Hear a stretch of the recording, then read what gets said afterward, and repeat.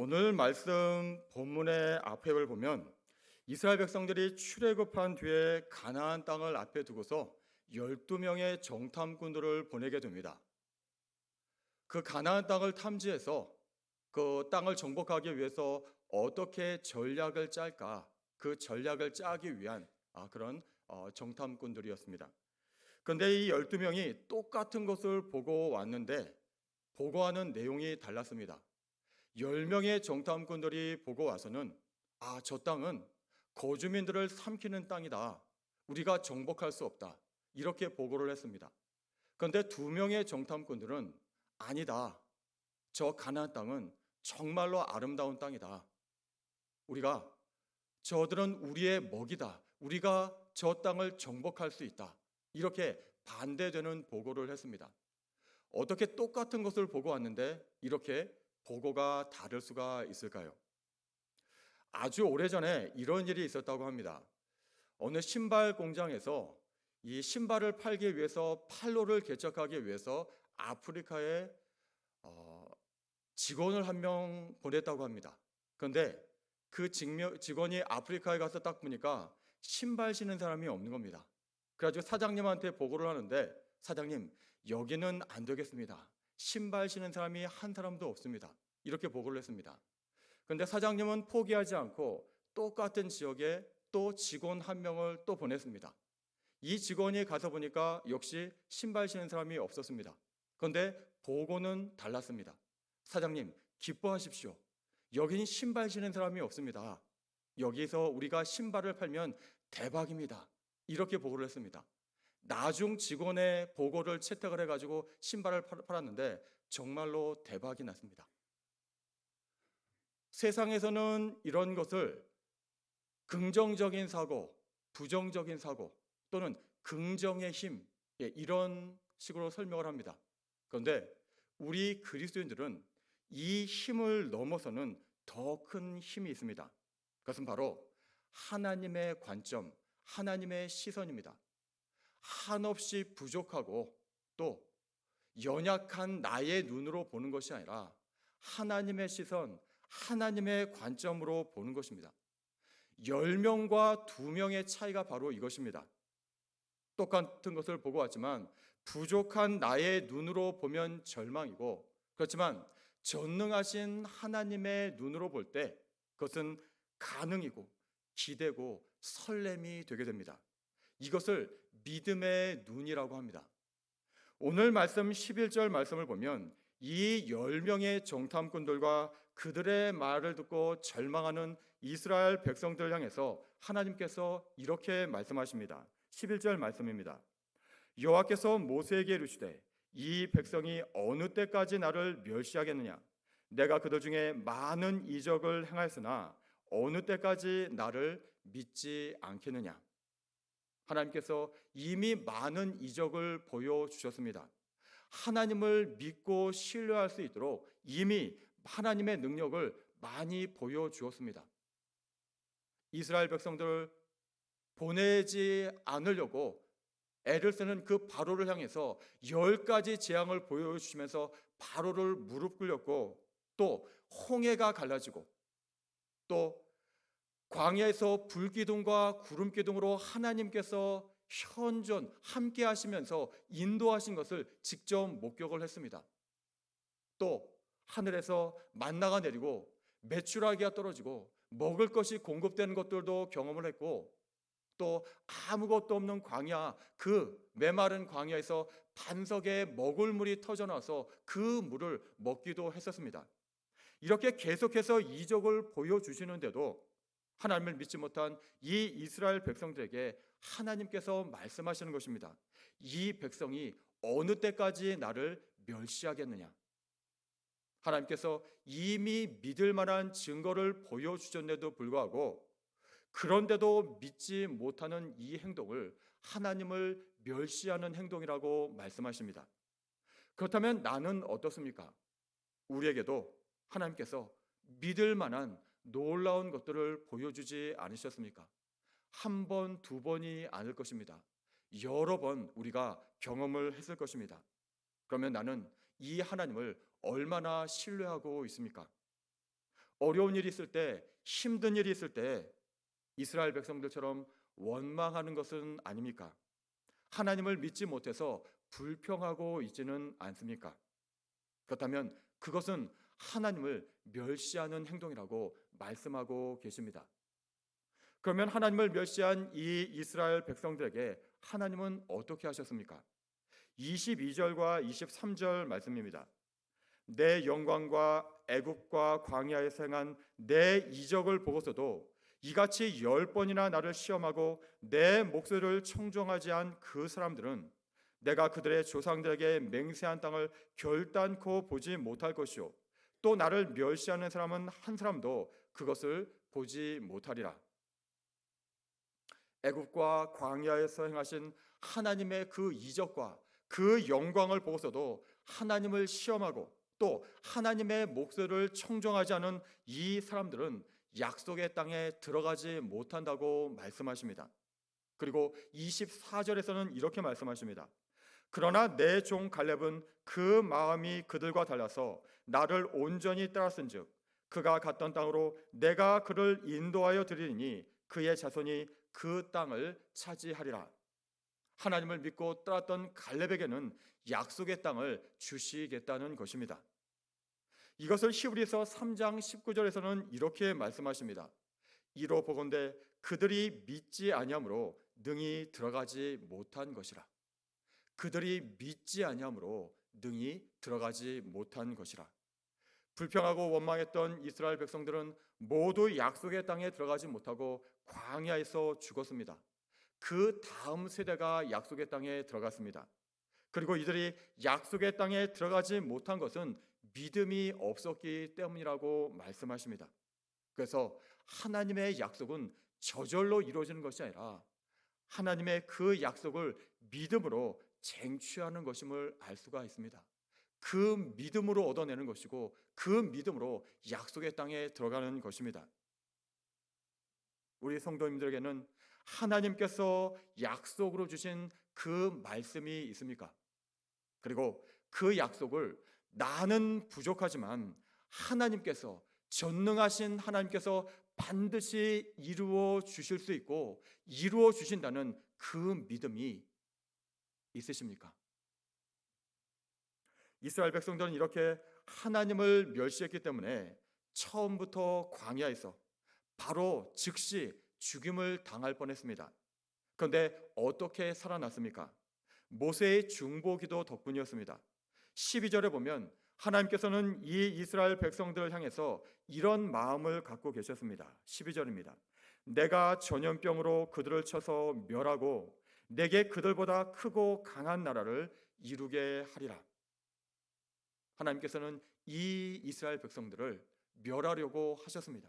그런데 모세가 이 백성들을 위해 하나님께 중보의 기도를 드립니다. 13절 이하의 말씀을 보면 모세가 이렇게 기도를 합니다.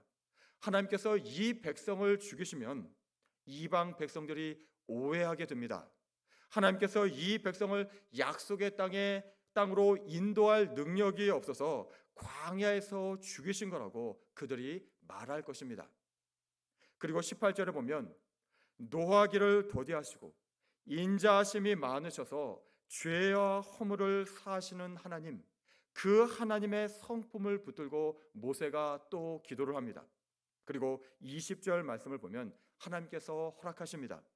여호와께서 이르시되 내가 내 말대로 사하노라.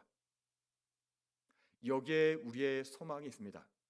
수없이 하나님의 은혜를 체험하고도 또 하나님이 믿을 만한 증거를 보여주셨음에도 불구하고 이 하나님을 믿지 못해서 늘 불평하고 또 원망하고 두려워하고 절망하는 우리의 부끄러운 모습이 있습니다. 그럼에도 불구하고 우리에게 소망이 있는 것은 바로 하나님께서 용서하시며 우리를 기다려 주시기 때문입니다. 여기에는 물론 모세와 같이 하늘에서 우리를 위해 기도해 주시는 예수님의 중보 기도가 있습니다. 로마서 8장 34절에서 이렇게 말씀합니다. 누가 정죄하려? 죽으실 뿐 아니라 다시 살아나신 이는 그리스도 예수시니 그는 하나님 우편에 계신 자요 우리를 위하여 간구하시는 자신이라. 하나님께서는 오늘 말씀을 통해서 우리에게 말씀하십니다. 우리의 믿음을 어떻게 우리가 굳건하게 세워갈 수 있습니까? 하나님께서 보여주신 은혜를 붙드는 것입니다. 하나님께서는 먼저 우리가 하나님을 믿을 수 있도록 많은 것을 보여주십니다. 경험하게 하십니다. 그것을 붙들어야 합니다. 잊지 말고 기억해야 합니다. 다윗이 골리앗 앞에서 주눅들지 않고 맞서서 싸울 수 있는 그 믿음은 어디에서부터 나왔습니까? 사무엘상 17장에 보면 다윗은 과거 목동 생활하면서 사자와 곰과 싸울 때 자기를 이기게 하신 하나님, 그 하나님의 은혜를 기억하고 붙들고 고백했다는 것을 알 수가 있습니다. 사무엘상 17장 37절에서 다윗이 이렇게 고백을 합니다. 여호와께서 나를 사자의 발톱과 곰의 발톱에서 건져내셨은즉 이 할례 없는 블레셋 사람의 손에서도 건져내시리이다. 하나님께서 내가 사자와 싸우고 곰과 싸울 때 그때도 내 생명을 지켜주시고 구원해 주셨는데, 저렇게 하나님을 모욕하면서 하나님을 모욕하는 저 할례 없는 그 블레셋 사람, 저 골리앗과 싸울 때 하나님께서 과연 나를 보호해 주시고 지켜주시지 않겠느냐? 과거의 은혜를 기억하면서 그 믿음을 가지고 맞서서 싸웠고 결국은 승리하고 골리앗은 무너졌습니다. 그래서 우리는 하나님을 믿을 수 있도록 보여주시는 이 하나님의 은혜를 소홀히 해서는 안 됩니다. 기도에서 하나님의 특별한 응답을 받고는 감사하다고 기도 한번 하고 끝내면 안 됩니다. 어떤 경우에는 감사조차 하지 않고 잊어버리고 그냥 지나가는 경우도 있습니다. 그러면 안 됩니다. 기록해야 합니다. 적어 두어야 합니다. 그래서 많은 믿음의 선배들이 했던 습관 하나가 감사 일기를 쓰는 것이었습니다. 자기 전에 하루를 마무리하면서 이런 감사 제목들을 일기로 기록으로 남겨두는 것입니다. 이렇게 감사 일기를 쓰게 되면 하나님이 주시는 은혜를 정리하는 가운데 다시금 내 마음에 새길 수 있고 또 내 기억에 다시 한번 새길 수가 있어서 나중에 신앙이 약해지려고 할 때 이것을 기억해낼 뿐만 아니라 또 기록된 것을 다시 꺼내 읽으면서 나의 믿음을 새롭게 할 수가 있는 것입니다. 그리고 또 한 가지 우리가 꼭 기억해야 할 것은 하나님께서 이미 누구에게나 믿을 만한 가장 큰 증거를 보여주셨다는 것입니다. 그것이 무엇입니까? 바로 부활입니다. 이 세상에 한 번도 없었던 일, 이 세상 그 누구도 하지 못했던 일이 바로 부활입니다. 그런데 우리 하나님께서 하셨습니다. 우리 주님께서 부활하셨습니다. 이 부활의 능력, 이 생명의 능력을 우리가 붙들어야 합니다.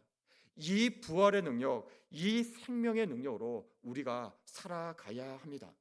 죽은 자까지도 일으키시는 이 하나님의 능력을 우리가 분명하게 기억하고 신뢰해야 합니다. 성경의 부활장이라고 말하는 고린도전서 15장에서 이렇게 말씀하십니다.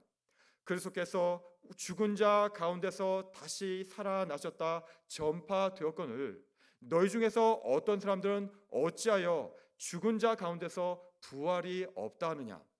만일 죽은 자의 부활이 없으면 그리스도도 다시 살아나지 못하셨으리라. 그리스도께서 만일 다시 살아나지 못하셨으면 우리가 전파하는 것도 헛것이요 또 너희 믿음도 헛것이며 또 우리가 하나님의 거짓 증인으로 발견되리니 우리가 하나님이 그리스도를 다시 살리셨다고 증언하였습니다. 만일 죽은 자가 다시 살아나는 일이 없으면 하나님이 그리스도를 다시 살리지 아니하셨으리라. 하나님께서는 성경으로 이렇게 죽은 자의 부활이 있다고 분명히 말씀하십니다. 그래서 예수님께서 부활하실 수 있었고 그래서 부활하셨고 또 이 부활을 직접 목격한 사람들을 500명 넘게나 소개하고 있습니다. 이제 이렇게 부활을 보게 하시고 또 믿게 하신데도 불구하고 이 하나님을 신뢰하지 못한다면 정말로 책망받을 일이고 부끄러운 일입니다. 믿음이란 무엇입니까? 바로 이 하나님을 믿는 것입니다. 예수 그리스도의 부활을 믿는 것입니다. 그래서 그분의 십자가로 내가 용서되었고 이제 내가 새로운 인생, 부활의 인생을 살아가는 존재라는 것, 그것을 믿는 것이 바로 믿음입니다. 우리가 고난주간에 특별하게 지냈던 이유가 무엇입니까? 이 분명한 사실, 이 분명한 진리를 온 몸으로 경험하고 고백하기 위해서입니다. 세상의 습관, 세상의 논리에 갇혀 있으면 이 진리가 믿어지지 않습니다. 그래서 내가 이것이 믿어지는 은혜를 다시 한번 분명히 경험하기 위해서 우리가 준비했던 것입니다. 아무리 주님께서 이것이 믿어지는 은혜를 주시려고 해도 우리가 준비되어 있지 않으면, 우리의 마음이 딴 곳에 가 있으면 이 은혜를 받을 수가 없기 때문입니다. 위에서 하늘에서 아무리 비가 내려도 받을 그릇이 있어야 빗물을 받지 않습니까? 그릇이 뒤집어져 있거나 그릇이 준비되어 있지 않으면 하늘에서 아무리 은혜의 빗물이 내려진다 하더라도, 쏟아진다 하더라도 그 모든 것은 다른 곳으로 흘러가고 맙니다. 나에게 남아있지 않게 됩니다. 고난주간에 내가 주님과 함께 죽었음을 고백하면서 특별하게 보낼 때, 부활절날, 이 부활이 남의 얘기가 아니고 나의 온 몸으로 느껴지게 됩니다. 고백할 수 있게 됩니다. 그리고 주님이 십자가에 못 박혀 죽으실 때 주님 혼자 거기서 죽으신 것이 아니라 내가 그 십자가에 같이 못 박혀 죽었고, 또 주님이 부활하실 때 내가 그 주님 안에서 함께 다시 살아나게 되었다는 것을 고백할 수 있기 때문입니다. 이렇게 우리는 예수 그리스도를 믿음으로 죄의 문제를 해결한 사람이고 죽음의 문제까지도 해결된 사람들입니다. 이제 뭐가 무서운 게 있습니까? 우리 앞에 그 무엇이 장애물이 될 수가 있겠습니까? 이제 우리는 이 믿음으로 살아가는 것입니다. 이 믿음으로 어떤 장애물 앞에서도 기죽지 않고 또 불평하지 않고 또 원망하지 않고 하나님을 믿는 이 믿음으로 우리가 넉넉히 살아갈 수가 있는 것입니다. 지난 부활주일 오전 예배 때 주신 말씀이 무엇이었습니까? 말씀의 제목을 지금도 기억하고 계십니까? 오늘 부활을 만나라. 오늘 부활을 만나라. 바로 이것이었습니다. 이제 우리가 예수 그리스도의 십자가 위에서 날마다 부활의 삶을 살아가는 것입니다. 내 방법이 아닙니다. 내 계획과 내 생각이 아닙니다. 십자가입니다. 십자가의 방법, 주님의 방법으로 나의 삶의 현장에서 당당하게 맞서 싸우고 몸부림치고 믿음으로 승리해 나아가는 것입니다. 그럴 때 그 삶의 현장에서, 믿음의 현장에서 내가 주님의 십자가를 붙들고 주님의 방법으로 몸부림칠 때 그 치열한 현장에서 하나님의 능력이 임합니다.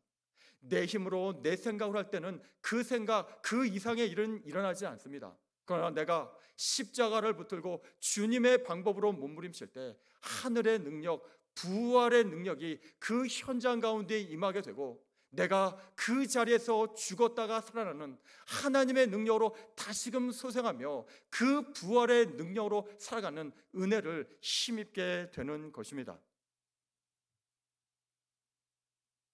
이 믿음으로 세상을 볼 때 두려울 것이 없습니다. 그러나 내 작은, 내 모습, 내 계획, 내 생각으로 세상을 볼 때는 세상은 온통 두려움뿐입니다. 이제 이 믿음, 이 하나님을 믿는 믿음으로 어떤 상황에서도 하나님을 믿는 믿음, 부활하신 주님을 믿는 믿음으로 담대하게 도전하고 또 승리하고 또 이러한 삶이 주님 만날 때까지 계속되기를 간절히 축복합니다. 하나님 아버지, 부족한 나의 눈으로가 아니라 하나님을 믿는 믿음으로 세상을 보게 하여 주옵소서. 그래서 문제 앞에서 원망하고 불평하는 삶이 아니라 여호수아와 같이, 갈렙과 같이 믿음으로 도전하고 성취하는 삶이 되게 하여 주옵소서. 이를 위해서 주님께서 주시는 은혜들을 소중히 여기고 붙들기를 원합니다. 베풀어 주신 그 은혜들을 기록하게 하시고 기억하게 하시고, 무엇보다 주님의 부활을 믿는 은혜로 주님께서 주신 약속과 꿈을 이루어가게 하여 주옵소서. 예수님의 이름으로 기도드립니다. 아멘.